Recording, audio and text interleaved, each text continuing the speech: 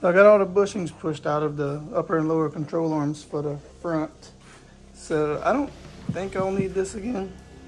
I'll show what the new bushings look like. They're kind of like two pieces. They come in from each side and then have the, what's that thing called? A crush tube slides in between. So I shouldn't need this to press them in.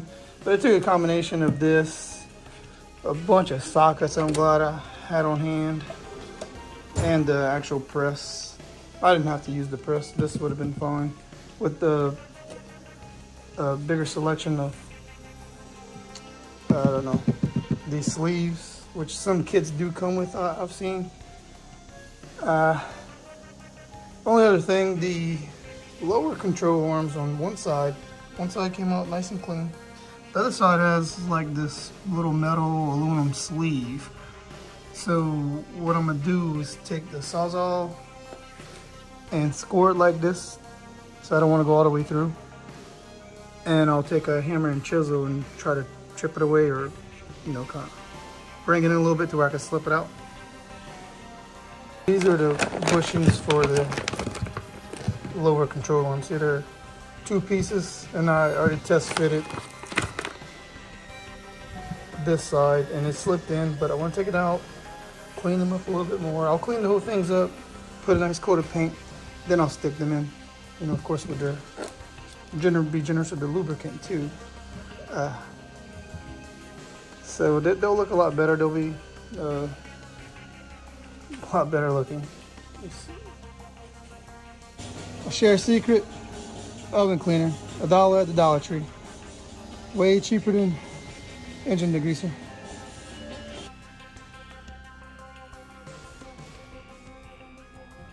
Goodness, the finish from these came out wonderful.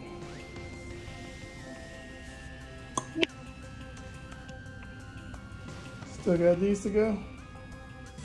I really like the design on the bushings for the control arms. They're good. So there's the lower control arm. You have the front and the rear. With R means right side, but the rear, see, this is the nail. So this is the driver's side. This is the lower, the ball joints over there that connects to the hub and whatnot, but still. So that's what the front and rear thing means. And it's really a hard way to get them confused, because the rear is actually a little shorter and it fits perfect, and it could almost fit inside the front. So the front's a little slightly taller, a little bit different of a color too, and it goes in well where it's supposed to. I like how it's a two-port system. They slide in well. The upper control arms, I got one to slide in. That I'm gonna do on the workbench. I mean, I could do it on here too. All I have to do is push real hard and it slipped through, and then I put the crush tube through it. But this color and this contrast, the color combo is awesome.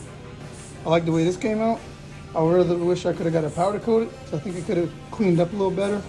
I used the that oven cleaner. I've used degreasers, like the Purple Power brake parts cleaners.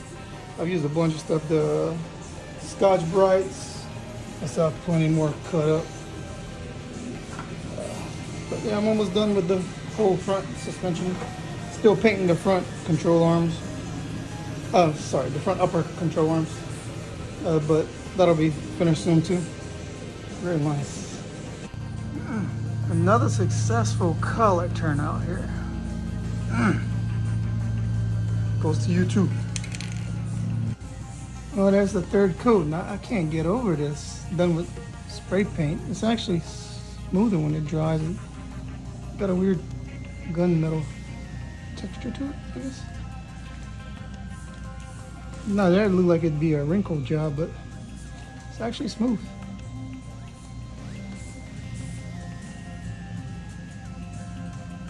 I do like it. I'll get another shot after it's dried. I mean, the contrast on this gunmetal color and that purplish blue bushings. Really like this too. And that color.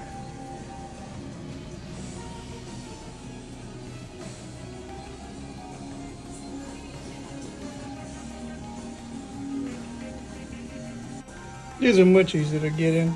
I was able to just apply some pressure and push it on. That contrast is so nice.